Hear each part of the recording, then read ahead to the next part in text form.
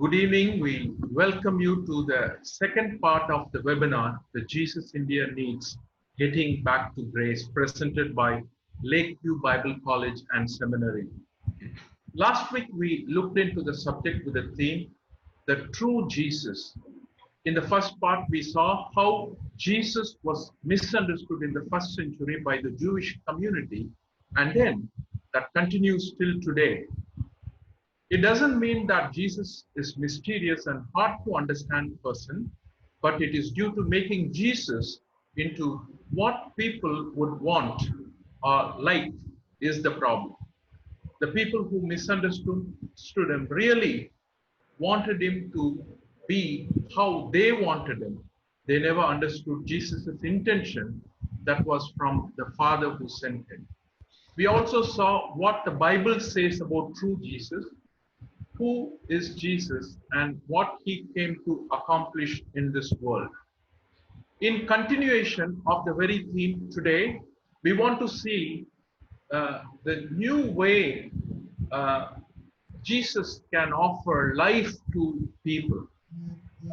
When you think about Jesus and his ministry, you can clearly understand from the Bible whatever he came to offer people is always beyond the ordinary.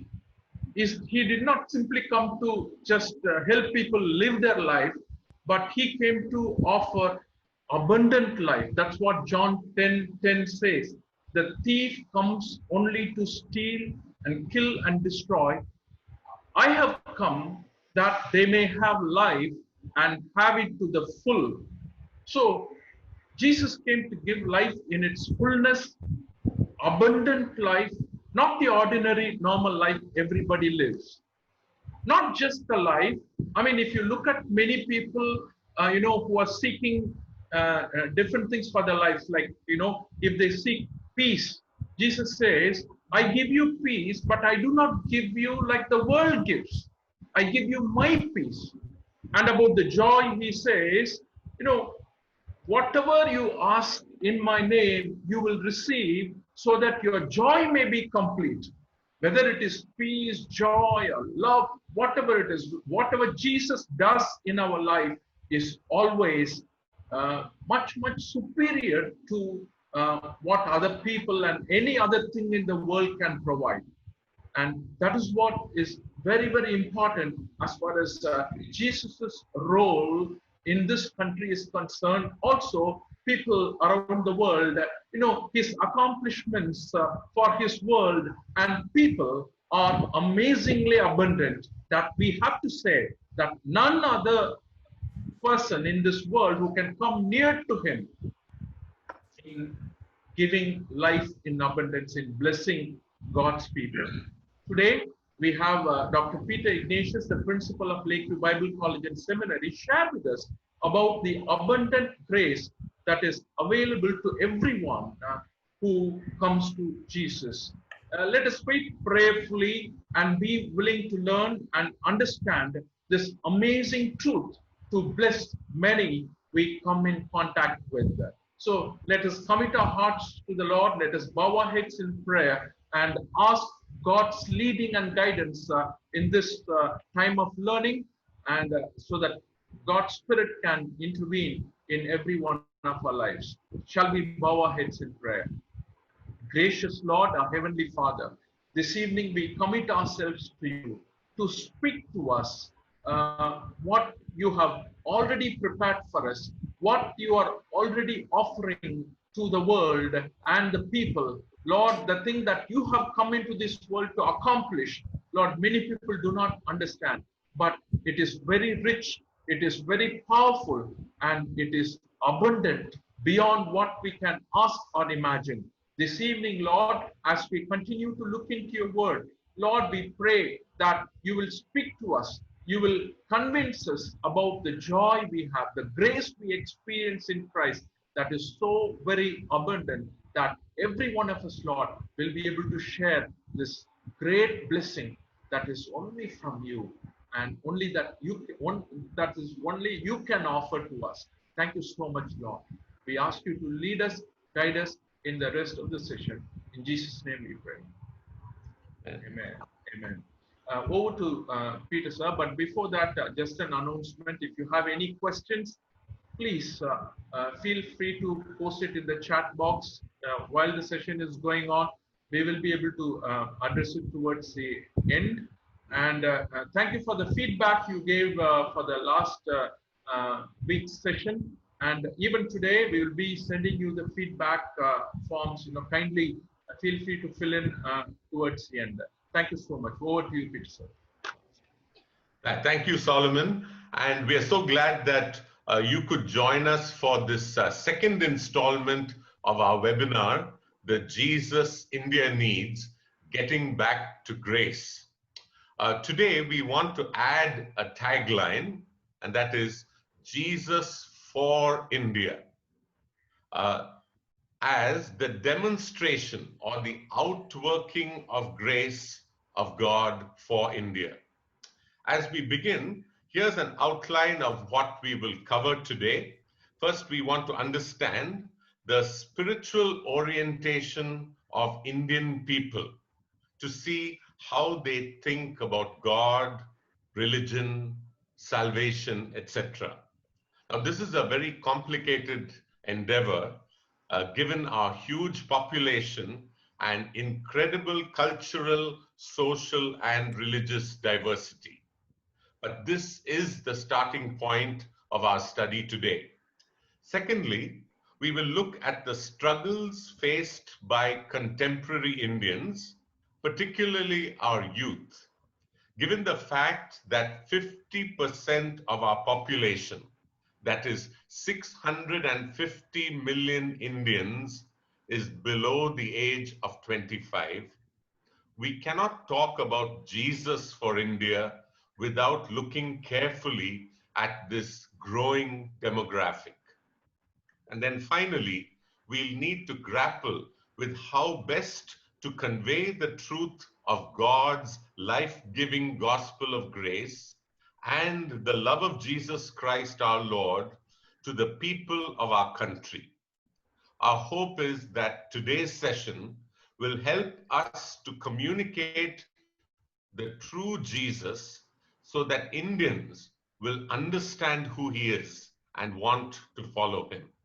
So let's begin. I have asked for the assistance of one of our co-presenters and a colleague of mine, Mr. Maslamni Selvaraj, to handle the first section of today's webinar. Marcy has done wide-ranging holistic empowerment to people of a variety of religious, social, and cultural backgrounds. So he will present his research on how average Indians think about God or gods, how they think of themselves in relation to the divine, and the reasons why they think this way. So now it's over to you, Marcy. Please take over. Thank you so much, Sir Peter. Good evening to everyone. Good morning to our friends from America. As I begin this session, India for Jesus, as Sir Peter introduced, I want to give you a brief introduction about how do Hindus think about God. Sadhguru Bodhinatha Velyanchami says, in Hinduism, belief is only the first step. Hindus want to move beyond just believing in God to experiencing God for themselves. In Hinduism, the experience of God in the sense of complete God realization is the ultimate goal of life. It is an experience we will all eventually have when our soul has achieved sufficient spiritual maturity. It is the experience which liberates us from the need to be reborn on earth. It is, to the Hindu, everybody's goal. So, understanding Sadhguru Bodhinatha Velyanchami, we can clearly see that for soul to achieve ultimate liberation or salvation, one needs to achieve God realization and sufficient spiritual maturity. Therefore, we can, in simple words, can conclude and say salvation and liberation in Hinduism can be attained only by human efforts. If we go by the popular Hindu philosophy that Brahman is in every Atman, Brahman is the ultimate being, Atman is us, the individual selves. So then the ultimate being is in every individual self. That is what Hinduism teaches. So the ultimate person, the ultimate being who is in you must be realized. The God nature must be felt by you. You have to take efforts to feel that God, ultimate being inside you. That is how you achieve salvation. That is how you achieve liberation. When it comes to salvation, God is transcendent in Hinduism. God is far, and purely salvation is achieved by human efforts alone. So we can kind of conclude very, very clearly that salvation in Hinduism for every Hindu is a human effort that must be taken, and it is achieved by good deeds. Now, Anandamayi Ma says, let's look now at some specific suggestions on where and how to first look for God. To experience God, do we sit on a mountain top, go into a cave, or simply close our eyes? Where do we go to see God? Perhaps the easiest place to start is to see God in great religious teachers. We feel a spiritual aura about them that is uplifting. We see a light in their eyes that we do not see in others. The mere sound of their words encourages us to live a more spiritual life. So how do we find God in Hinduism? The first step is to, find it in great religious teachers. When they speak, that is how you find God. And the Upanishad very clearly teaches that he who knows God as the life of life, the eye of the eye, the ear of the ear, the mind of the mind, he indeed comprehends fully the cause of all causes. Therefore, God pervades in everything. So you can see God and his life in trees, birds, animal, and human beings. There is no difference. Human beings are not very specially and uniquely created. Brahman's life is in everything. It is in the trees, it is in the birds, it is in the animals, it is in the human beings. Therefore, all are important. God pervades in everything. Trees are as equal as human beings. That is what Upanishads clearly teaches. So, where else can we find God? A third place to look for God is in the Hindu temples. It is a sacred place for Hindus to experience the divine. Invoked by the ordained priests through daily puja rituals, the gods and the angelic beings or devas in the inner spiritual world are able to bless the Hindus through the deity's image in the temple. Please listen to this carefully. The image is like a temporary physical body the gods use during temple ceremonies. So God is distant, God is far away. So how do you find God? In great religious teachers' teachings. You can find God in trees, birds, animals, and human beings. There is no difference. And you can find God in the Hindu temples. And finally, you can see God in yourself. As Brahman pervades in everything, he is in you also. So you can find the ultimate self when you overcome the beastly, ugly nature of man, the jealousy and the violence and the lustful nature. If you overcome, you can find God in you too.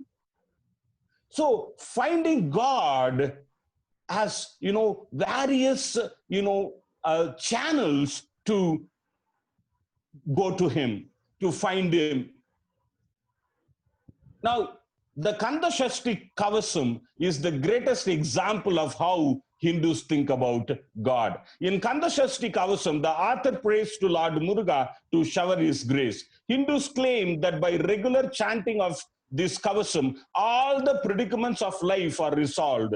People without children will enjoy fertility, prosperity, and plenty will abound. Peace will prevail at home. The devotee will enjoy every good fortune under the sun. As a warrior going to battle puts on armor to protect himself. So Kanda Shashti Kavasam helps one to be safe in day-to-day life. That is what Hindus believe. I want to kind of read brief portion of Kanda Shashti Kavasam to give us a picture to all of us, to see how Hindus think about God. This is exactly how most of the common Hindus think about God. He who fulfills the wishes of his devotees, whose twinkling anklets produce melodious sounds. He who approaches me in slow and graceful steps, the rider of peacock, come and protect me with your will. O rider astride the peacock, come quickly. O Lord of the three letters, Muruga, come. O Lord, who resides in Swami Malai and grant darshan from therein, grant me your child, your favor. I turn to you for salvation and prostrate before your holy feet in submission. Protect me, O Lord, for my life is but your own. Grant the Lakshmi resides in my arms. May Saraswati abide in my speech. Without any delay, come, O golden veil, to grant protective assistance. Throw your merciful glance towards me, and may your look destroy all my sins. May you, O Lord, protect one from ghosts, spirits, and demons. Grant me, O Lord, good relationship with all the 14 worlds. May both men and women be pleased with me. May the ruling sovereign be pleased with me, I who adore thy great name. O Lord, whatever my shortcomings or failures, you as my father and guru, forgive me for them and bear with me. Valli is but my mother. Thus, as parents, look upon me as your child. Be pleased with me and shower me with your love and blessings. You can clearly see that Lord Muruga is used here as one who must show his favor in protecting and prospering the worshipper and follower. That is exactly how the common Hindu sees Krishna, Perumal, Shiva, Brahma. All the gods are seen as gods who will show favor on the followers. That summarizes the whole idea of how Hindu sees God. Hindus look at their gods or deities as favor-granting gods and deities. Therefore, what can we say? As Brahman pervades in the entire universe, we don't see him. He intentionally hides himself. He wants his followers to find him. Therefore, what you can do is go to the religious teachers, go to the priests, chant mantras, do meditation, take good efforts, do good deeds. Your good karma will help you to find the hidden Brahman. That is what most of the Hindus believe. That is why meditation is done. That is why chanting of the mantras is done. The priest becomes almost like a channel through whom the Hindus has an access to God. Now, they teach this very, very clearly. In order to do this, in order to have the God realization, in order to find the ultimate supreme being Brahman, in order to merge with him, in order to become one with him, you have to do all this for years and years and years. You have to be patient. It is a gradual process. It takes practice, lifetimes of practice. Sometimes they say you may not be able to achieve it in this birth. You may have to take several other births in order to find and become one with Brahman.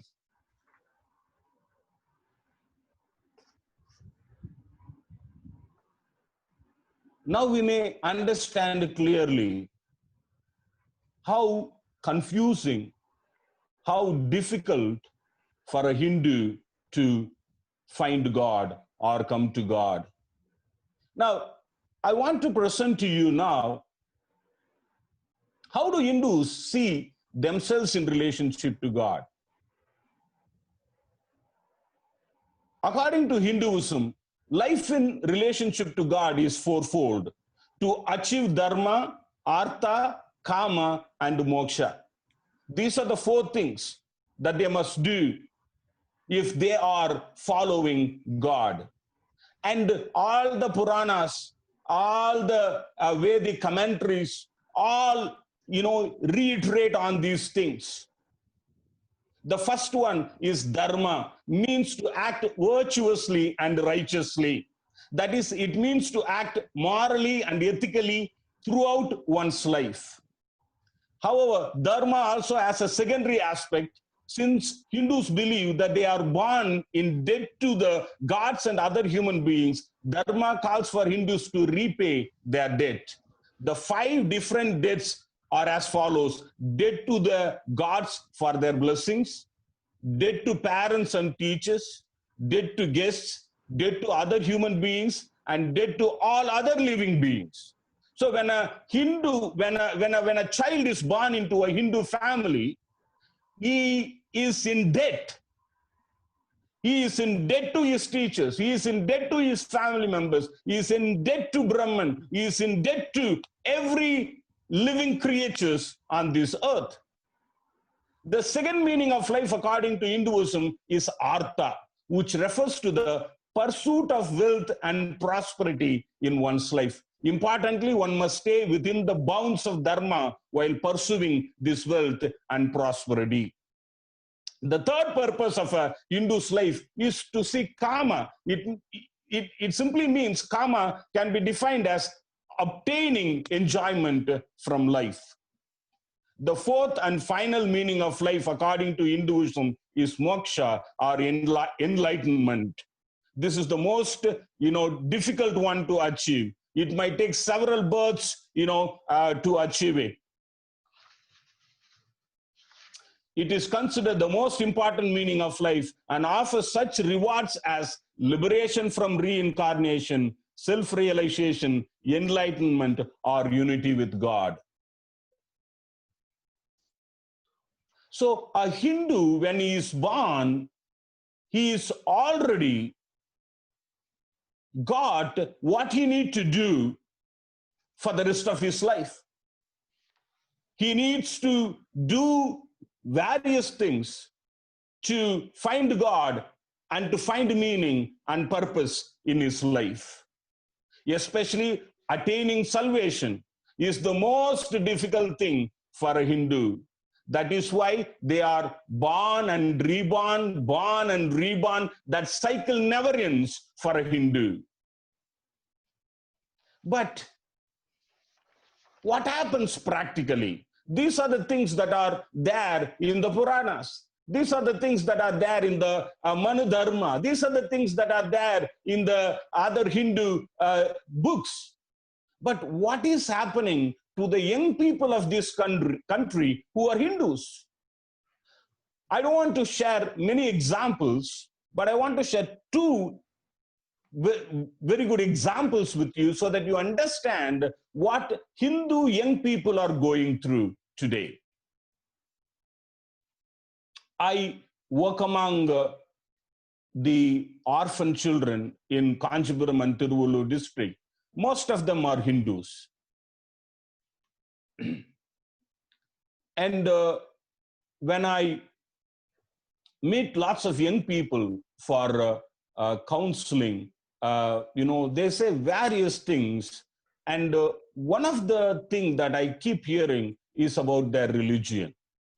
And I want to bring out, some important key lessons for us today so that we can move on from there for the rest of our session.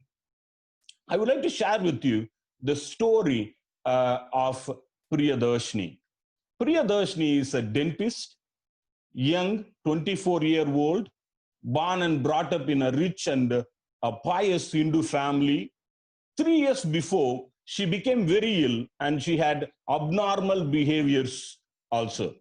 So our parents mistook her for demon possession and took her to all the temples in Tamil Nadu to cast out the demons that possessed her, according to them. Nothing happened after visiting the temples, chanting all the mantras, following all the Hindu law code taught them to do. She remained ill, and in fact, it worsened as time progressed. And finally, they decided to go to a psychiatric clinic, and it was diagnosed that she was suffering from obsessive compulsive personality disorder and clinical depression. After 2 years of medication, Darshini started recovering slowly, and I met her recently. That is when she narrated me the entire story. This is a conclusion. She said, visiting the temples did nothing to me. The rituals are so meaningless. I do not believe in moksha or the transmigration of the souls. To be very specific about what Darshini was saying, she is saying gods of Hinduism and rituals leave you meaningless and empty, and there is nothing you can draw from them. If everything has to be attained by an individual, by myself, then why do I need God? Darshini asks. I think that is the question that most of the young Hindus, men and women wanted to ask. They're asking, if I have to do in order to attain salvation, then why do I need God?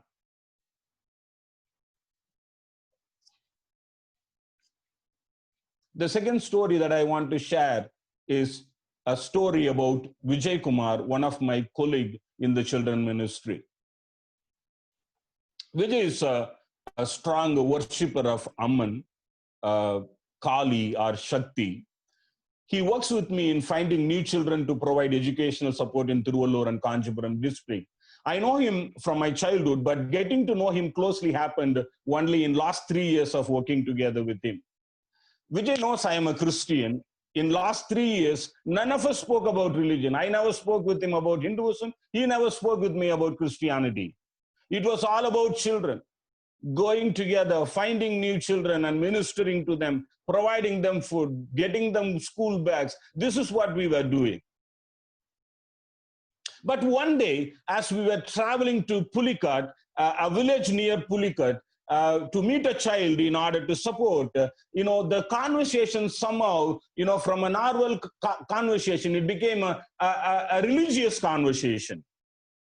Vijay started asking questions about Christianity.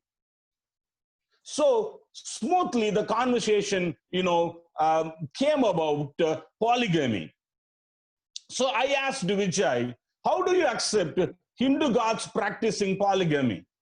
How do you accept Hindu gods having more than one wife? Krishna has many wives. Shiva has many wives. Murugan has many wives. How do you see that? Do you accept it? He said, I don't accept it. I have a daughter. I don't want my daughter to have a husband who will have more than one wife. It is not good for her, and I do not accept it.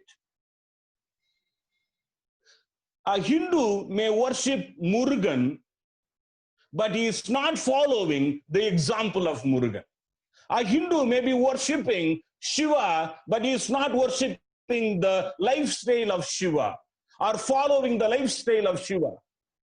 So we can kind of conclude that the Hindus, they want favor. They kind of comprehend that there is a supreme being. There is somebody above us. It may be Krishna. So we need his favor. That is what they think about God. That is what they think about themselves. And then, we talked more, and then the conversation moved to caste system. I asked Vijay, Brahman creates the entire universe. Brahma creates everything. And he created you. And he calls you an untouchable. You are a Dalit. How can God himself discriminate you? That was a very strong question. Vijay did not expect this from me. Vijay remained silent for a few seconds. And then he said, I've been thinking about it for a very, very long time. I've been thinking about it for a very, very long time. How can a creator God who creates me and calls me a Dalit, untouchable, and I cannot enter into his temple and worship him, I cannot touch him, I cannot feel him.